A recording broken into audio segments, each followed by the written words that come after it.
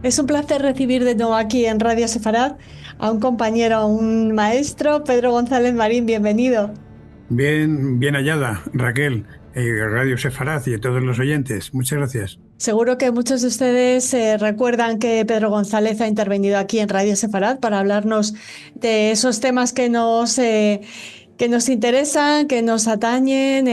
Pedro González, además de articulista en diferentes medios como Atalayar, fue fundador de Euronews, del 24 Horas de Televisión Española, y una persona muy atenta a lo que ahora está sucediendo en Irán. ¿Cómo lo calificarías, Pedro, y qué perspectivas ves para si finalmente se va a conseguir derrocar al régimen de los ayatolas?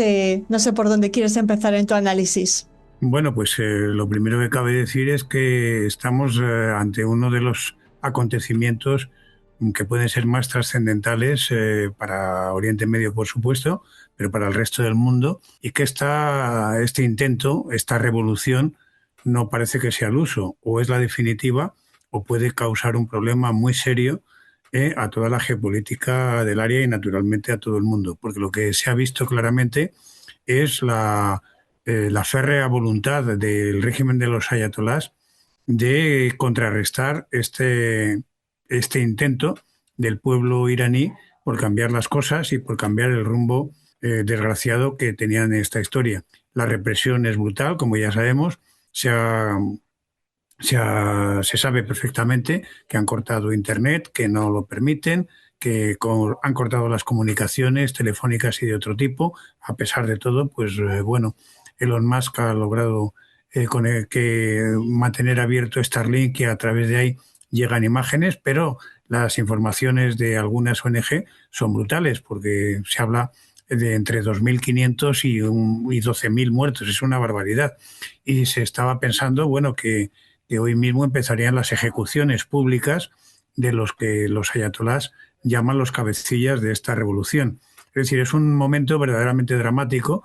El régimen se ha dado cuenta de que esta vez, pues quizá el pueblo que está acostumbrado a sufrir y a padecer ha llegado ya a su nivel máximo de desbordamiento y que esta vez no quieren parar porque tienen, yo creo, también la sensación de que si fracasan esta vez y no derriban al régimen, el problema es que el régimen se hará fuerte pues para muchos años, es evidente. Y también es cierto, me parece que está en la conciencia de todos, que si no tienen el apoyo y el soporte internacional, pues es muy difícil que resistan. No se nos puede olvidar que la Guardia Revolucionaria es un cuerpo paralelo al ejército, más importante que el ejército en términos de efectivos y de armamento, y que no está consagrado en la constitución de Irán para defender al país, sino para defender al régimen, lo cual es un matiz que a mí me parece extraordinariamente importante. Quiere decirse con ello que unos y otros tienen conciencia de que estamos ante un momento que es muy decisivo para el futuro del país, por supuesto, para el futuro del régimen, porque aquí yo creo que ya no hay la media tinta, es decir, no sé las negociaciones que se están hablando, que pretenden decir que están llevando a cabo con la administración Trump de Estados Unidos. Trump ya ha desmentido, bueno, ha dicho que ha cortado todo tipo de relación en ese sentido con Irán, pero bueno, habrá que ver justamente el desarrollo que yo creo que tiene que ser inmediato, porque es evidente que ante una brutal represión como la que ha habido, como la que está teniendo lugar, pues es muy difícil mantener el tipo y mantenerse justamente en la orden, vamos, la orden, la recomendación que ha dado el propio Donald Trump de decir que resistan en las calles y que tomen las instituciones. A mí me parece que son consignas que evidentemente como no tengan el apoyo exterior de alguna manera, será muy difícil que lo mantengan por la brutalidad de la represión. ¿Qué tendría que pasar en esta ocasión para que realmente sí que triunfara esta revolución que no ha sucedido en otros conatos, en otros intentos de rebelión ante el régimen teocrático? Pues hombre, yo creo que tendrían que pasar varias cosas. La primera y fundamental es bueno, que esa capacidad de resistencia del pueblo iraní, sobre todo de los jóvenes, no mermara. Yo creo que bueno, hay que atribuirles ahora mismo un mérito excepcional porque no es fácil resistir como llevan ya prácticamente 2 semanas de represión brutal de ataques de todo tipo y bueno, con las morgues llenas, con los hospitales están absolutamente desbordados de heridos de distinta consideración y naturalmente además sobre todo el aspecto anémico. Entonces, sí es verdad que tiene que haber algún apoyo interno que de alguna manera prenda la mecha como ya la ha aprendido, pero que de alguna manera logre tomar algún tipo de instituciones, a mi entender, que sean de carácter decisivo.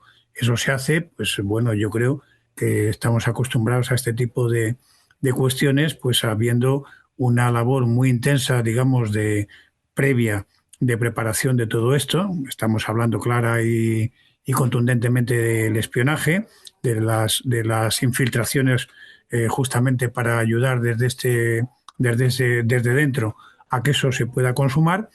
Eso en primer lugar. Y en segundo lugar, pues alguna ayuda de tipo externo que pueda hacer capotar al régimen. Pero claro, teniendo en cuenta que eso no despierte, digamos, un ambiente nacionalista que pueda ser aprovechado por los ayatolás. Es decir, por supuesto que un bombardeo, por ejemplo, pues es decir, tendría que ser de una exquisitez quirúrgica impecable. Es decir, si hubiera el más mínimo momento o el más mínimo descuido de que hubiera víctimas civiles del pueblo, pues naturalmente se acusarían a Occidente, a Estados Unidos, a Israel, absolutamente de invadir el país, bueno, de acabar con la civilización, por así decir, ¿no? Entonces yo creo que ese tipo de combinación, que me imagino que está perfectamente estudiada tanto por Estados Unidos como yo creo que por Israel, pues evidentemente tienen que dar sus frutos de alguna manera, porque también ellos saben, es decir, yo creo que tanto en Jerusalén como en Washington son perfectamente conscientes de que el mantenimiento, vamos, si no triunfa en este momento la revolución, es decir, la revolución contra el régimen teocrático de los ayatolás, va a ser muy difícil la geopolítica y mantener el statu quo en adelante, por lo menos en un tiempo bastante largo. Es una hora o nunca, por lo que nos estás contando. Para mí, desde luego, es un momento absolutamente decisivo y muy delicado para todos. Es decir, especialmente, pues no hace falta resaltarlo, yo creo que en primer lugar para Oriente Medio. Es decir, aquí todos los ojos están puestos en esta hora, porque evidentemente, pues bueno, que el régimen quiera perpetuarse es una cosa, pues digamos, hasta cierto punto normal. Que lo haga con esa brutalidad tan desmedida da una imagen bastante exacta de lo que es este régimen teocrático, por si alguien tenía alguna duda. Por eso resulta perfectamente estruendoso el silencio, pues bueno, que se está operando en sitios como empecemos por España, pero en gran parte de Occidente, es decir, especialmente en los sitios donde de alguna manera la izquierda tiene un papel, porque bueno, pues la izquierda se encuentra ante una contradicción verdaderamente brutal en este caso, es decir, pues bueno, que no sabe qué decir cuando ve que esto es absolutamente una masacre simplemente para defender un régimen teocrático. Pero pareciera que les importa que a ciertos sectores, a ciertos partidos o cierta parte de la sociedad civil en nuestro país les importa más acusar de intervencionista o de posible o ponerse la venda antes de la posible intervención norteamericana que ir contra el régimen de los ayatolás, ¿no? Sí, sí, es una cosa absolutamente insólita, ¿no? Es decir, bueno, pues hoy había, me parece, bueno, entre los muchos artículos que también se están publicando aquí, aparte de los que hay en la prensa de otros países, pero había uno que a mí me ha llamado particularmente la atención, publicado en Voz Populi, que lo titulaba, dice, ¿dónde están las Lady Gaza? Y es una cosa, bueno, pues evidentemente desarrollaba todo este tema, es decir, pareciera, como tú apuntabas ahora mismo, es decir, que hay muchísimo más interés en descalificar a Trump, a Occidente, a Estados Unidos y a todo lo que sea defender, bueno, pues un orden normal, es decir, que bueno, que el ir justamente contra un régimen que es absolutamente dictatorial, teocrático y absolutamente criminal, es decir, o sea que bueno, pues no tiene vuelta de hoja. Eso cómo se conjuga con el llamado progresismo y los valores de la izquierda, etcétera, etcétera. Yo creo que se caen absolutamente con todo el equipaje, es decir, y además es una desgracia porque justamente el no defender justamente de cuál es el lado bueno de la historia, por así decir, en este momento, pues yo creo que tiene unas consecuencias tremendas, es decir, para el propio Occidente, es decir, y para la propia España. Es decir, es muy difícil mantener determinado tipo de discursos si no mantienes sobre todo una cosa que se llama coherencia.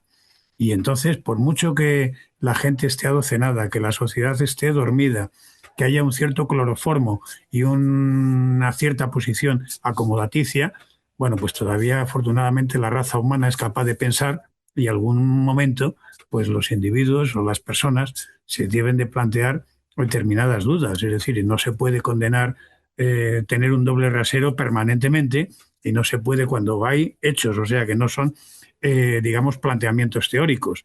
Lo que se está dirimiendo son hechos, es decir, hay cantidad de cosas que están pasando en el mundo y resulta que curiosamente en unas hay una condena sin pruebas, sin no sé qué, sin atender absolutamente a razones. Son los llamados, yo les llamo los fusileros del amanecer, es decir, o sea, no esperan a nada, ¿no? Y pueden verse calidad de ejemplos, ¿no? Y en cambio en otros, pues como se dice en España, literalmente se la cogen con papel de fumar. Es decir, que bueno, que no sé, hay que tener muchísimo cuidado, ¿eh? Son los moderaditos, el tiempo, no ofender los ofendiditos, y estamos en una situación, pues yo creo que muy grave. Evidentemente, eso al final, pues una de las maneras de arreglarse es con una violencia generalizada que dé origen a un nuevo orden mundial. Yo creo que estamos en ello, pero el gran temor es que todo eso se haga como se ha hecho siempre, es decir, desencadenando un infierno en toda la tierra, ¿no? Nos ponemos en ese mirar hacia futuro. ¿Podemos esperar que llegue la democracia a un país que lleva tantas décadas, bueno, pues sumido en una gobernancia medieval, ¿no? Y con esa policía de la moral, con la Guardia Revolucionaria, con todos esos estamentos y fuerzas tan oscuras? Pues mira, Raquel, yo creo que es bastante difícil, por supuesto, que esta revolución dé automáticamente como origen la instalación de la democracia. Eso no sucede.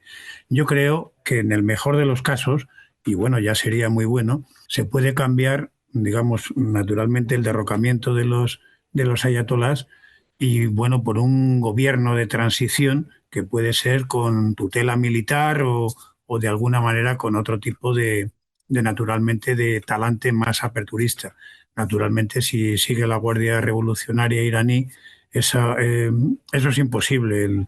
Es decir, porque es muy difícil que ese cuerpo tan elitista, tan bien armado y bueno, que está para lo que está, con ese credo, pueda cambiar de, digamos, de credo y de valores de la noche a la mañana. Es decir, ahí no cabe nada más que la disolución. Pero eso no la van a llevar a cabo los civiles desarmados. Sí, la tiene que llevar a lo mejor, pues eso, un cuerpo de ejército bien respaldado internacionalmente y naturalmente que pueda permitir aislar y ir licenciando a todo este tipo de gente. Las instituciones en concreto, y yo creo que Irak es una buena experiencia, es decir, no se pueden desmantelar de la noche a la mañana y tratar de hacer un orden nuevo completamente distinto sin los medios y sin la gente precisamente a la que quieres gobernar, ¿no?